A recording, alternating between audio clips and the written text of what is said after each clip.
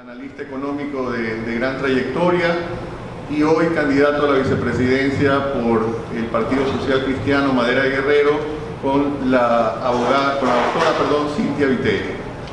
Realmente para lo que hacemos la Asociación Cristiana de Empresarios, estos espacios son una oportunidad para primero conocer cuál es la situación actual de la economía y conocer también el pensamiento del economista Mauricio Pozo, hoy candidato a vicepresidente, y cuáles son, desde su punto de vista, lo que deberíamos hacer para salir de esta crisis en la que está el país. Realmente, gracias a todos por su presencia. Vamos a iniciar con la oración del líder cristiano, que es tradicional en nuestros desayunos comenzar como asociación católica. Comenzamos con una oración, la tienen en sus mesas. Les pido que se pongan de pie. En nombre del Padre, del Hijo y del Espíritu Santo. Amén.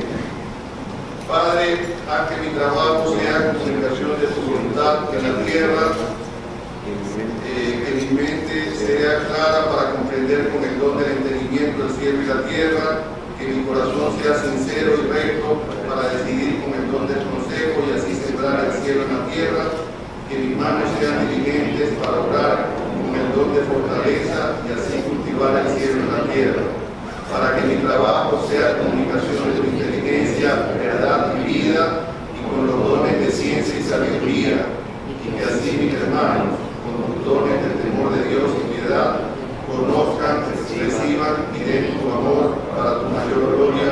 Amén. Invitamos entonces al economista Mauricio Pozo para que nos dé su charla. Gracias.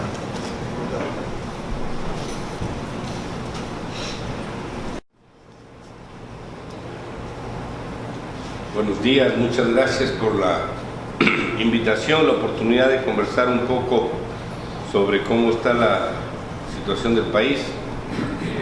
Y para ello pues quisiera iniciar diciéndoles algunos temas básicos. A pesar de que estamos en pleno proceso de campaña electoral, no me puedo desprender de mi rol de analista económico, así que voy a ser lo más objetivo posible de cómo yo veo las cosas. Y después, ¿por qué ya invistiéndome como candidato, por qué estamos ofreciendo lo que estamos ofreciendo? No quiero en esto poner la situación donde no corresponde, sino simplemente como al menos nosotros lo vemos. El Ecuador este momento, en esta coyuntura, estamos en enero del 2017, es un país que prácticamente desde hace termina solventando sus necesidades vía el endeudamiento. Y la deuda se expresa por varias vías. Una de ellas tiene que ver con todo lo que ha hecho el país, por ejemplo, con su relación con gobiernos externos, extranjeros, como es el caso de la China. Hemos venido vendiendo petróleo por anticipado, hemos venido pidiendo recursos con cargo a campos entregados, hemos venido de alguna manera comprometiendo producción futura, al punto de que en algún momento la producción comprometida llegó a estar prácticamente en el 100%. Obviamente esto se paga normalmente con barriles de crudo, no se paga con plata. El rato que se paga se abre otra vez el espacio y vuelven nuevamente a pedir por anticipado. Entonces una especie de bicicleta que vamos haciendo de manera permanente. Y esto obviamente tiene un costo con tasas de interés que están más o menos alrededor del 7%, pero hasta ahí sabemos, no sabemos mucho más que eso. Algunas veces se conoce que los plazos varían entre unas ocasiones 2 años, otras ocasiones 5 años, pero hasta ahí llega la información pública que se sabe. No sabemos, por ejemplo, cuál es el precio del barril de petróleo por las ventas anticipadas. Se asume que es el precio del barril de embarque, lo que querrá decir que si el petróleo, por ejemplo, entre la firma del contrato y el envío del embarque cae, probablemente en lugar de enviar 10 barriles, probablemente tenga que enviar 11 barriles.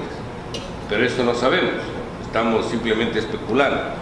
No sabemos si el contrato establece, por ejemplo, que por la relación con ese país nos veamos obligados a, por ejemplo, comprar bienes y servicios chinos y no de otro país. No sabemos si los proyectos que ellos están participando, atados a los adelantos petroleros, demanden o el país se haya comprometido a contratar mano de obra china. Podemos así pues ir desglosando esto, y lo de fondo es que no sabemos nada. Es decir, hay que transparentar las obligaciones externas con la China y hay que realmente analizar hasta dónde se comprometió el Ecuador y qué es lo que realmente le va a tocar enfrentar el día de mañana. Entonces, dentro de este proceso, más similares, porque ha tenido que pagar tasas de interés que van entre el 9,125 y el 10,75. Es decir, tasas de interés que no ha emitido ningún país de la región de América Latina a un porcentaje tan elevado. Los países vecinos, me refiero a Colombia, al Perú, ni hablemos de Chile, emiten papeles a tasas de interés que están alrededor del 3, del 4%. Nosotros emitimos papeles al 10, al 11 o al 9%, que significa que en la práctica que es un endeudamiento muy caro. Y los plazos, en algunos casos son 10 años, en otros casos son 5 años, en otros casos son 7 años, y los vecinos emiten estos papeles a 20 o a 30 años. Entonces, cuando ustedes analizan el flujo de pago, es decir, cuánto les toca pagar cada año, en un horizonte de 30 años con un horizonte de 10 o de 7, la cuota mensual o la cuota anual obviamente sale distinta. Es mucho más alto los plazos cortos con las tasas altas que los plazos largos con las tasas más bajas. Entonces, ¿eso qué significa en términos prácticos? Que el esfuerzo que hay que hacer en liquidez y fiscal para poder pagar es mucho más grande. ¿Cuánto hemos emitido en eso, en el mercado internacional? Alrededor, entre los últimos poco más de un año y medio, 7.200 millones. ¿Qué más tenemos que hablar aquí? Los créditos con los organismos multilaterales, la BID, la CAF, el Banco Mundial. En el caso de los grandes, Banco Mundial, son créditos básicamente para proyectos en montos relativamente pequeños. En el caso del BID y la CAF, sí, los montos son más grandes, también para proyectos. No le han prestado, al menos creo que en el 95% de los recursos, nada para libre disponibilidad del gobierno.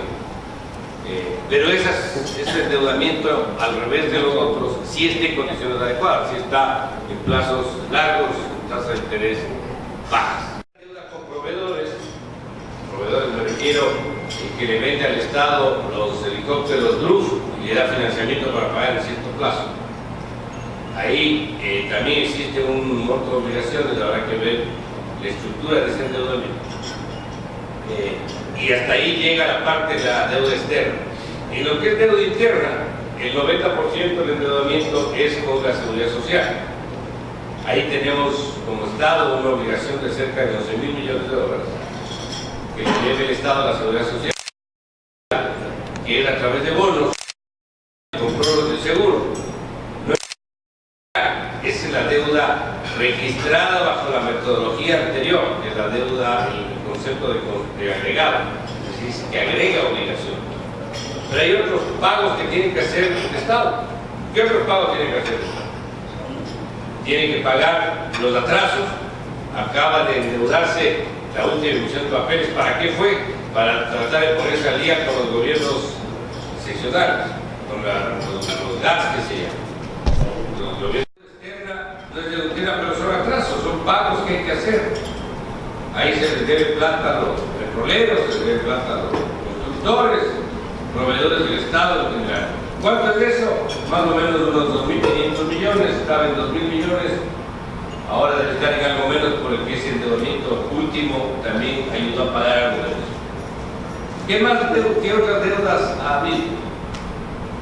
Como ha habido desorden fiscal, que ya voy a explicar, el gobierno ha buscado a quién le puedo yo quitar los recursos llegó a tal nivel de obesidad, que es lo que llaman los médicos obesidad mórbida, que tengo que ver a quién le quito la plata.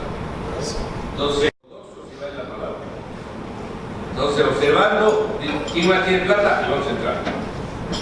El Banco Central tiene plata. Entonces, ¿cómo hago? A ver, señores del Banco Central, tome este papelito llamado bono y usted deme la plata. Señores de las reservas internacionales que no son nuestras, no importa, deme la plata. Tome el papel. ¿Qué son las reservas de la plata que está depositada en el Banco Central? ¿De dónde viene esa plata? Del caja bancario. ¿De quién es por lo tanto esa plata? De los clientes de los bancos. Uno deposita en el banco y el banco, una fracción de ese depósito, deposita en el central, eso se registra como reservas internacionales, pero ahora ya no hay plata, sino hay papeles. No, estas obligaciones no deben estar registradas, pero yo garantizo que cuando haga plata, le pago o le compenso. ¿Qué hizo? 40% del aporte del Estado a la Seguridad Social. Le quito como una obligación, pero con una cuenta contingente, es decir, si hace falta lo que haga. Entonces, otra obligación también. El Estado, de día a día, tiene que pagar cosas. Entonces, como no tiene la plata y la liquidez suficiente, empieza a emitir lo que se llama CETES, certificados de tesorería, papeles de corto plazo. Entonces, emite el papel a 30 días, saca plata y nuevamente vuelve. Como deudor. Por lo tanto, según las cifras del gobierno y del Banco Central, lo que se da a conocer es lo que está registrado.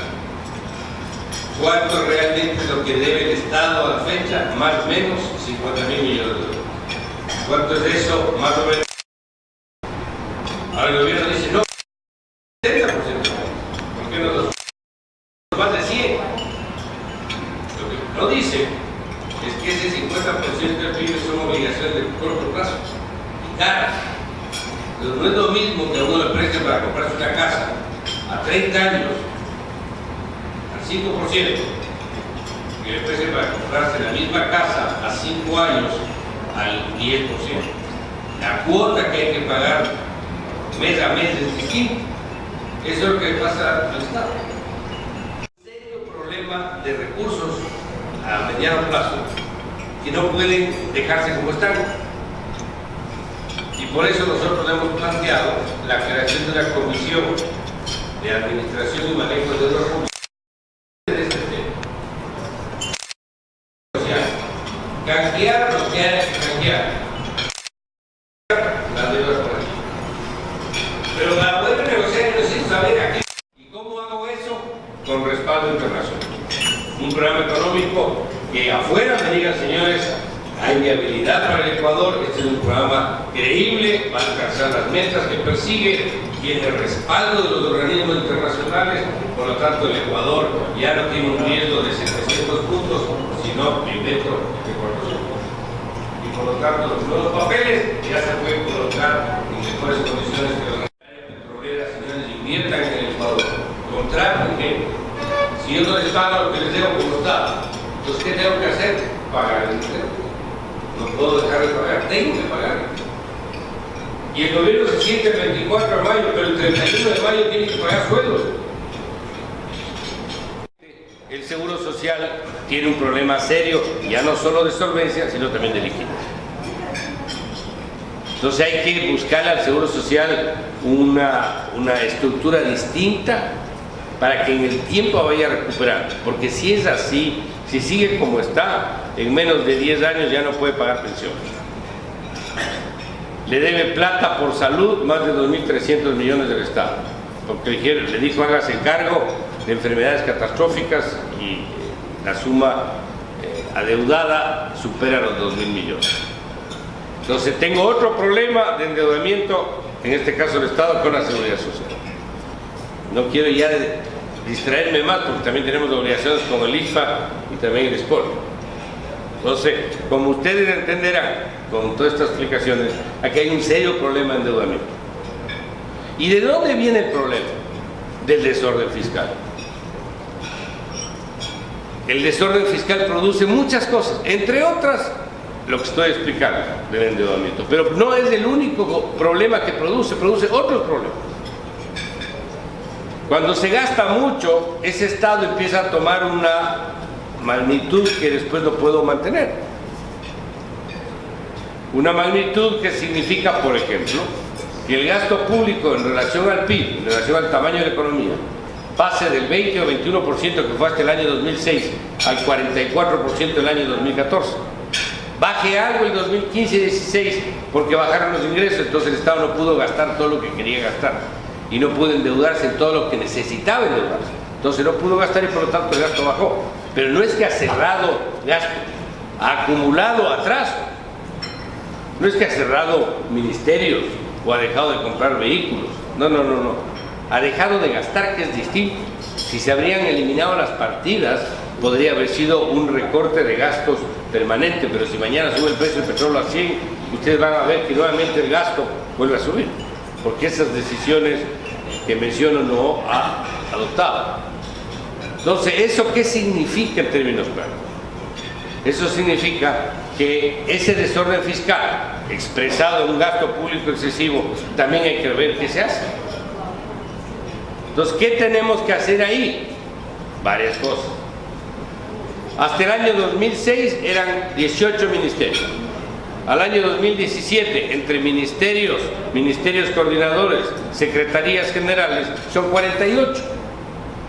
Y obviamente hay instituciones y hay ministerios que no tienen su razón de ser. Porque ¿quién termina pagando eso? Todos nosotros, a través del impuesto. Entonces, obviamente, no podemos mantener un ministerio donde se abrazan de los árboles, porque eso no es la función del Estado. Habrá que cerrar ese ministerio. Y el Estado ha empezado por ese exceso y por esa ideología de que el Estado también es empresario, cosa que no es así. El empresario es empresario, el Estado está para controlar, para regular, para poner políticas, para dirigir, para supervisar. Para eso es el Estado. Ni raquítico ni obeso, el tamaño que tiene que tener para dar servicios. ¿En dónde? Salud, educación, seguridad, justicia. Pero no, el Estado empezó a estar tiene una farmacéutica, tiene una importadora, tiene canales de televisión, tiene radios, tiene compañías de aviación, tiene hoteles, está en agroindustria, está en electricidad, está en petróleo. Díganme en qué no está el Estado. De todo. Entonces, para poder volver a las finanzas públicas viables, para que el país pueda salir del problema, hay que redimensionar el rol del Estado. Y eso hemos ofrecido nosotros también. A ver, señores, ¿hasta dónde ve el Estado y de dónde parte el sector privado? Pero si yo estoy ofreciendo como programa de gobierno fundamentalmente el empleo, no puedo ser tan incoherente de decir, yo quiero que haya empleo, pero por otro lado voto gente a la calle. Entonces, ¿qué tengo que hacer? Tengo que hacer un proceso de delegación hacia el sector privado de manera ordenada bajo distintas figuras: alianzas público-privadas, inversión extranjera pura, venta de empresas, concesiones, etcétera, etcétera, etcétera. El empleo es un problema para el sector privado, el costo de producción en general es un problema. Entonces, ¿qué se está haciendo ahí? Se está diciendo, a ver, señores, no creemos que deba haber un impuesto a la salida de divisas. No me voy a detener en eso, pero es un problema porque es una restricción a la entrada, va en contravía con un país dolarizado, etcétera, etcétera. Entonces, eliminamos el impuesto a la salida de divisas. Eliminamos el anticipo del impuesto a la renta. Eliminamos la salvaguardia. Bajamos aranceles de manera selectiva que generan más problemas que beneficios. En algunos casos genera contrabando y no le da recursos al Estado. El impuesto a la tierra. El impuesto verde, que termina siendo perverso porque les afecta más a los pobres que a los ricos. El pobre no puede comprar un carro nuevo y tiene un carro viejo y combustiona más y le cobran más. Y obviamente hay que botar al tarro de la basura el impuesto a la plusvalía. Entonces, esas reformas hay que hacerlo el día 1. Por cierto, la última que acaba de aprobar la Asamblea, esa participación que hay que pagar por mejoras que haga la obra pública, me parece una barbaridad. Impuesto tras impuesto, la segunda o la tercera derivada del impuesto. Con un concepto de fondo: la plata del Estado, la plata del gobierno, no es plata del gobierno, es la plata nuestra. Es la plata nuestra que permite que el Estado haga obra. No es que la revolución hace la obra. No. El gobierno hace la obra con la plata nuestra. No es la plata de ellos. Pues aquí parece que están malentendidos los conceptos. Entonces, esas decisiones abaratan el costo de producción. ¿A qué más nos hemos comprometido? Hemos dicho, a ver, los sectores pobres del país, que tienen consumo de energía eléctrica de hasta 110 kilovatios a la sierra y 130 kilovatios a en la costa, van a tener una tarifa eléctrica cero. ¿Cuánto representa eso? En el peor de los casos, 250 millones de dólares al año. ¿Cuánto representan la reducción de los impuestos? Más o menos. El que más representa, el que más golpea, digamos así, es el impuesto a la salida de IVA. Ese es 1.200 millones. 1.200 más las otras decisiones, más la energía eléctrica, es más o menos unos 2.700 millones. ¿Cuánto me estoy ahorrando porque el Estado deje de gastar en lo que les mencioné, que no debe gastar y es traspasable al sector privado? 4.000 millones. ¿Qué más? Estamos con el sector privado por un lado. Le estoy dando menos gasto público al otro porque estoy delegando y como tengo un excedente, empiezo a meter al país en una ruta de estabilidad fiscal gradual. Esto no es de un día para otro ni de un año para otro, obviamente. El desequilibrio es demasiado grande. Pero necesito plata el día 1. Entonces tengo que hacer algunas cosas del día 1, no el día 1, perdón. Antes de sentarse, tengo que tener ya listo lo que voy a hacer. Y ya tengo algunas cosas que ahí sí no puedo anticipar. Pero si les digo que sí existen formas de manejar este tema. O sea, sí hay formas de rectificar la situación del país en el área económica. ¿Qué más necesito hacer? Fortalecer la dolarización. ¿Cómo fortalezco la dolarización? Fortaleciendo las 4 razones por las cuales hay dólares en el país. 1, exportaciones. ¿Cómo hago para que el sector exportador nos ayude? Tengo que darle algún tipo de regla clara, certidumbre, seguridad y quitarle algunos gastos. Uno de ellos es el costo de producción. Otro de ellos es el tema impositivo que está dentro del costo de producción. ¿Qué otra cosa hay que hacer? Acuerdos comerciales, para que puedan exportar sin pagar impuestos afuera. ¿Con quién nos falta? Con todos. Europa, que por la presión de los sectores afectados, firmaron en los últimos 10 minutos. Una década sin haber firmado. Pero una década que no hemos hecho nada con Estados Unidos, que es el socio más grande nuestro. Hay que firmar con ellos. Que el señor Trump no quiere, ese tema habrá que manejarlo en su momento. Pero el Ecuador necesita un acuerdo con él. Y es el único país que no tiene un acuerdo, no es parte de la alianza, no tiene un acuerdo de la zona del Pacífico y necesita estar en la alianza del Pacífico. Necesita un acuerdo con el Asia. Con el Asia tenemos un déficit comercial grande, sobre todo con la China. Entonces hay que firmar acuerdos comerciales, hay que reducir el costo de producción. ¿Qué otra cosa hay que hacer? Financiamiento barato. ¿Cómo hago para que bajen los costos de producción y el financiamiento barato? Dando un estímulo a ciertos sectores. Acabamos de anunciar que si los bancos prestan al sector microempresarial y al sector agrícola, que son sectores relegados, sobre todo el agrícola, van a tener deducción del impuesto a la renta en el 55%. Perdón, el 50%. Es decir, los intereses ganados por prestar al sector agrícola, el 50% de eso va a estar exonerado del impuesto a la renta. Pero ¿cómo hago que en general las tasas para todos los sectores bajen? Con banca internacional. Banca grande que entre a mejorar competencia y mejorar competitividad. ¿Cómo viene la banca internacional?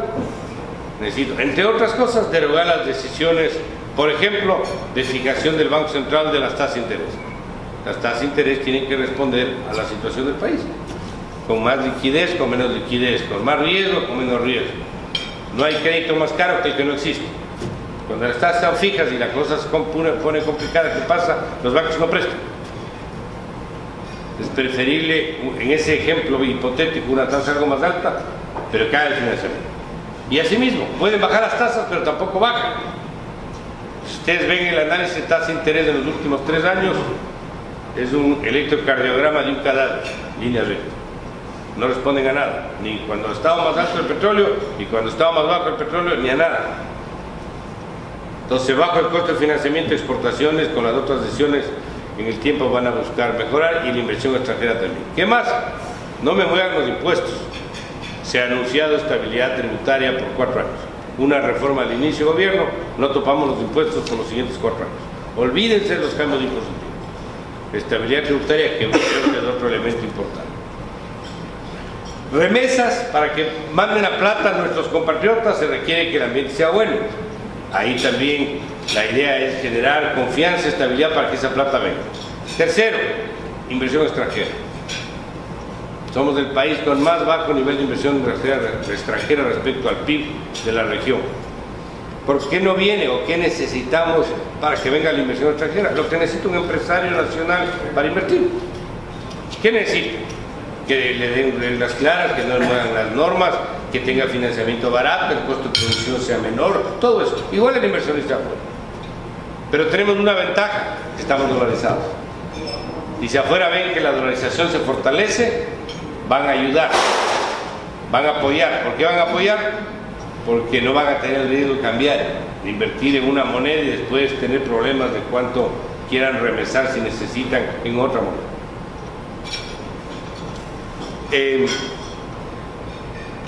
No me quiero alargar mucho en el tema, pero sí creo que es importante añadir algo.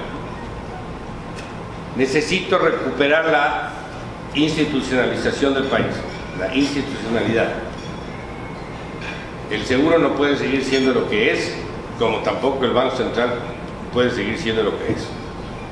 El Banco Central tiene que ser una entidad autónoma, independiente, tiene que actuar lo que se llama como el tercero confiable, es decir, tiene que ser el que opine sobre, que lo hizo en el pasado, endeudamiento público, presupuesto del Estado, que no sea el sector privado, que no sea el gobierno, que sea un ente técnico que ayude de alguna manera a modelar el tema de manejo económico. Y sobre todo que dé información confiable, que las cifras macroeconómicas en general sean las reales, que ahí, por cierto, tengo otras preocupaciones. Entonces, con esos cambios, y son bastantes otras cosas más, pero por temas de tiempo he tratado de resumir en lo que creo es lo fundamental. Con esos cambios, creemos nosotros que vamos a poder alcanzar las metas que buscamos. El principal objetivo del programa nuestro es empleo. Pero para que el empleo se dé, tenemos que pensar varias cosas. Uno, que no es del sector público, ahí no entra una persona más, es del sector privado. Y para que el sector privado contrate gente, necesita invertir. Y para invertir necesita ciertas cosas. ¿Qué cosas son? Un poco las que hemos mencionado. Costos de producción, demanda, inversión, estabilidad tributaria, costo de financiamiento más barato, entre algunas otras decisiones. Eso hace que, de acuerdo a las cifras actuales, a cómo han venido los sectores, podamos ofrecer al menos un piso de 800,000 puestos de trabajo por los siguientes 4 años. Yo creo que va a ser bastante más que eso. Pero no quiero entrar en un baratillo de ofertas, sino en lo que creo que se puede lograr con un programa creíble, sustentable, que creo nosotros mantenemos. Hay otras metas en inversión extranjera. Pensamos llegar a 15,000 millones de dólares, que creo que es viable. Ya lo hicimos hace algunos años.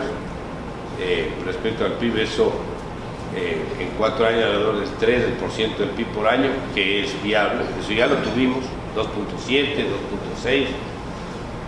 Aquí no llegamos al 1. Necesito las preguntas que tengo.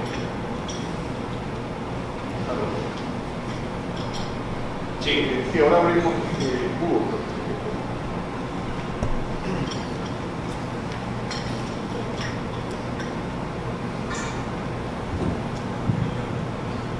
Buenos días, economista Pozo, muchas gracias por esa cátedra de economía y finanzas de primer nivel. no se puede escuchar una cátedra así en muchas ocasiones. Pero quería hacer una consulta sobre las tasas de interés. El tema de tasas de interés en este gobierno no ha sido, a pesar de haber ingresado a la economía unos 300.000 millones de dólares, las tasas de interés han tendido a quedarse estables y a subir, ¿no? Nunca bajaron, especialmente para los sectores que necesitan apalancamiento barato. Ahora, de economía económica muy mal utilizada de manera política y no sé lo que usted plantea, si en el momento en que hay un nuevo gobierno, que ojalá que sea de corte neoliberal, aunque no le guste eso mucho al actual régimen, si en el momento en que ustedes entran deberían liberar la tasa de interés para que la tasa de interés alta en dólares atraiga capitales internacionales y locales, pero en ese momento que usted libera la tasa va a subir y obviamente la tasa pasiva sube y la activa no va a bajar. Entonces, ¿en cuánto tiempo podríamos ver nosotros mejores tasas para poder funcionar, capital de trabajo, capital de reestructurar pasivos? Es un tema complejo y el tiempo no da, porque el tiempo es la clave de todo. 4 años, ustedes hacen la reforma, reestructuran y viene el próximo gobierno que al final voy a utilizar un término popular, cogería a vaca lo que ustedes van a hacer. Esa es una pregunta que le quería realizar. A ver, el 80% de los ecuatorianos no le interesa si una decisión o un programa es de izquierda o de derecha. Medido, no dicho por mí, medido. No le interesa. Lo que le interesa es que le resuelvan sus problemas. Lo que le interesa es no perder el trabajo. Lo que le interesa, si no tiene empleo, conseguir empleo. O si su hijo se enferma, que haya un hospital quien le pueda atender a su hijo. O si necesita que el niño ingrese al colegio, encontrar un colegio. Es lo que le interesa. Lo otro es una pelea entre los politólogos que nadie entiende ni es claro tampoco. Yo le voy a decir algo. Aquí no hay ni izquierda ni derecha. Aquí hay 2 formas de manejar las cosas, bien o mal. Y los países socialistas, países capitalistas, países de centro o de cualquier tendencia política han manejado bien las cosas, les ha ido mejor. Chile, desde la última etapa de una dictadura militar del general Pinochet, los últimos 5 años, del 85, él salió en 90, hasta la fecha que han venido militares, como digo, coalición, vino el señor Elwin, que falleció hace poco, vino el señor Lagos, socialista, vino la señora Bachelet, socialista, vino el señor Piñera, derecha, vino el señor Eduardo Frei, demócrata cristiano, etcétera, etcétera, hasta la fecha. ¿Qué han hecho en materia económica? La misma cosa, el norte prefijado. Que le pongas un poquito de tonalidad, le pones, pero por ahí está el norte. En política económica y la experiencia práctica lo demuestra, inclusive hasta la propia teoría. Hay que ser pragmático, hay que hacer lo que el país requiere que se haga, es lo que hay que hacer. La tasa de interés, para responder la pregunta, es una respuesta a riesgo.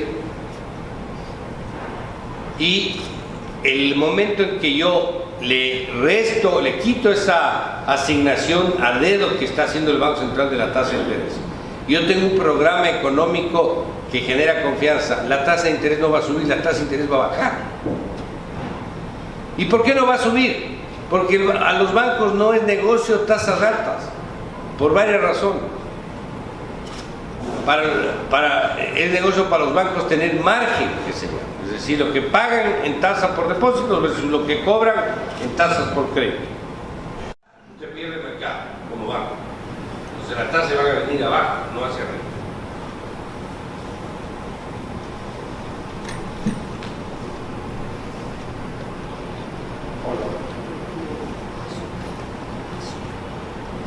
Hola, buenos días. Me llamo doctor Jorge Villacreces. Yo comparto con Huguito el tema de que realmente una cátedra que usted siempre da ya está bajo costo, y agradezco aquí a Ciunia Pac por habernos permitido escucharlo. Siempre lo escucho y lo sigo, ¿no? Porque obviamente yo no sé de economía, pero usted es autodidacta. Economista, buenos días. ¿Tiene quizás algún plan de acción para los deudores de la banca cerrada y todo ese monstruo de bienes que tiene inmobiliaria a través de todo lo que significó la renegociación de estos deudores? A ver, hay necesidad de esclarecer varias información que hace complicado que este proceso se agilice. En algunos casos no está definido los legítimos propietarios de ciertos tipos de activos. Eso hay que clarificar y no podría decir cuán fácil y cuán rápido sea esto. Pero lo que sí es verdad es que el grueso de las obligaciones se pagaron, pero el grueso de resarcir al Estado del costo no se ha recuperado. Permiso, la pregunta dice una flexibilización. Ya, hemos también hablado de que el costo de producción, que les expliqué brevemente, no va aislado. Eso tiene que ir de la mano con una reforma laboral. ¿No? Que nosotros no le llamamos flexibilización, estamos llamando algo, una ley mucho más moderna, porque la que está vigente desde el principio del siglo pasado, y para ello hemos sea el principio que rija para el trabajo también. ¿A qué me refiero? A que las personas elijan el número de horas de trabajo y de común acuerdo con el empleador lo pueden hacer. Las madres de familia que pueden trabajar 3 horas, porque estas son las 3 horas, que pueden, por ejemplo, encargar a su hijo, a alguien, porque no tienen plata para que alguien les cuide al niño, en el actual sistema lo pueden hacer. Con la propuesta que estamos haciendo lo van a poder hacer, que es un mecanismo mucho más moderno de una contratación por hora. ¿Qué va a ganar? Si va a trabajar, por decirle, 2 horas de las 8, pues va a ganar una cuarta parte del valor del salario acordado. Si la persona tiene un salario de $800 y va a trabajar 2 horas, pues va a ganar $200, con todos los beneficios de ley que correspondan a esos $200. Los décimos, la afiliación a la seguridad social, todo lo que tenga que ver con eso. Eso va a ayudar para ese tipo de casos que le menciono, que son muy numerosos. Madres solteras que de igual manera necesitan cuidar a sus niños, pero no pueden trabajar. Necesito un PhD para darnos a conocer su versación sobre economía. Todos sabemos que la ley, a través del derecho, nos da estabilidad, no solamente económica, política, social. Consecuentemente, hemos tenido en 10 años una reforma, yo diría, exagerada, hasta, discúlpeme en el término, de prostitución a una constitución. Porque la constitución no es cualquier ley, es la máxima expresión jurídica, es un pacto social que no podemos, quiera que se le ocurra, por muy asambleísta que sea, decir, bueno, vamos a hacer esta reforma, entre comillas, enmienda a la Constitución.